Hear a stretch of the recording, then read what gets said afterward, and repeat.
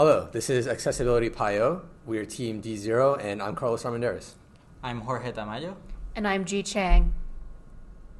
The goal of our project is to design a computer input device, a keyboard and mouse equivalent, for people with cerebral palsy, specifically the subset of people with spastic hemiplegia. Spastic hemiplegia is characterized by the limited motion of one side of the body along with spastic behavior, which can affect input from the other side of the body, which is high functioning. Whilst spastic hemiplegia can affect fine motor control, as you can see, one side of the body, which is high functioning, is actually quite capable of some very precise movement.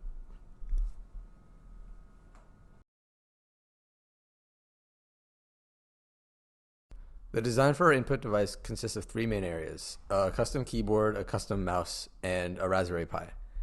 The keyboard is made using a PCB that we designed ourselves.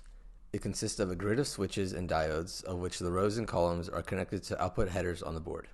Since a large number of keys are required, we use a technique called matrix scanning to determine when keys are pressed.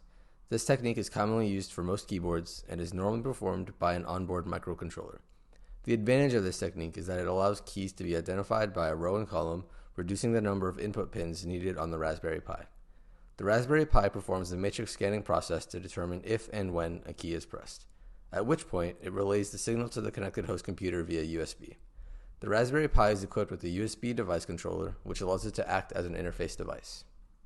Our mouse controller is made up of internals taken from a standard keyboard mouse and placed into a housing that was made using laser cutting and 3D printing. The mouse is controlled using a foot, so there are also straps to secure it in place. Since the internals are from a standard mouse, it just needs to be plugged into the computer via USB to function.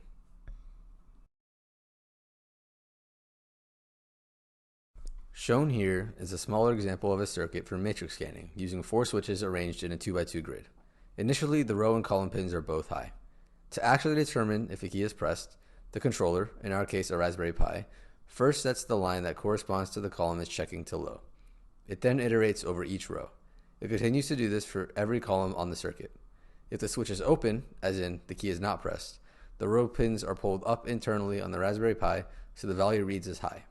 If a key is pressed, when the column it's in is set to low, the row line will also be set low. This works as long as the turn-on voltage of the diode is less than the threshold voltage for a high reading on the Raspberry Pi pins.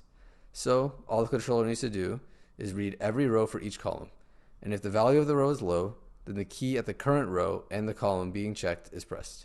This method allows each switch to be uniquely identified while also not needing a GPIO pin for every key on the board. This is our PCB that implements matrix scanning at a larger scale with 43 keys. Each button is next to the diode that was shown in the diagram previously. The rows are outlined in blue and the columns are outlined in red, which flow to the left all the way to the pins which communicate to the Pi.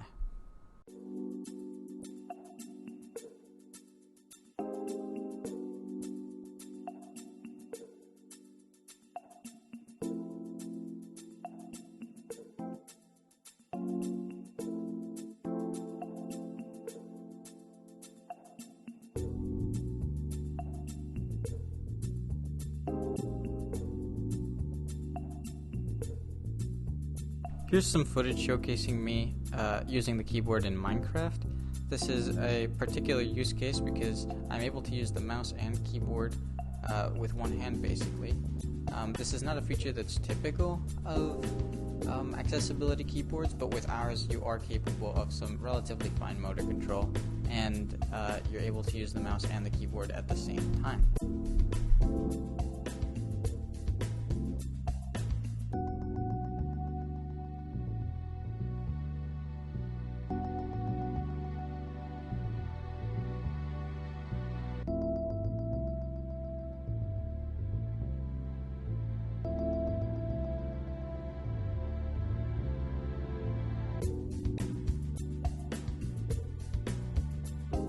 As you can see, I am using the keyboard in order to type in the web browser so I can search the internet. I have searched for Simple English Wikipedia, and now I'm going to click on the link to Simple English Wikipedia. And now I am looking around for a random article, but because Wikipedia isn't, English Wikipedia isn't called random article, instead you'll just go to a thing in featured article. You can see they have slight difficulty in selecting a topic. And now I'm on bass guitar, I'm going to select a different topic.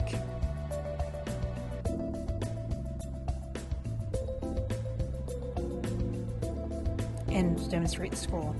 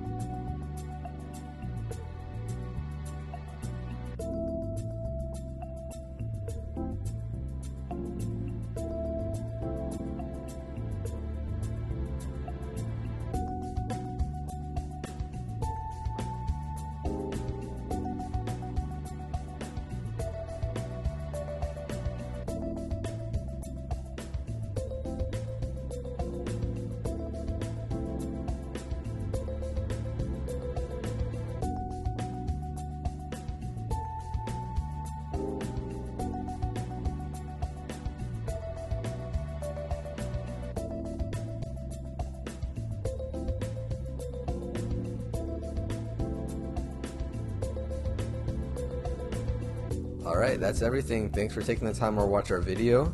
If you'd like to see more information and detail about our project, you can check out our page on the ECE Capstone website. Our team name is Accessibility Pio.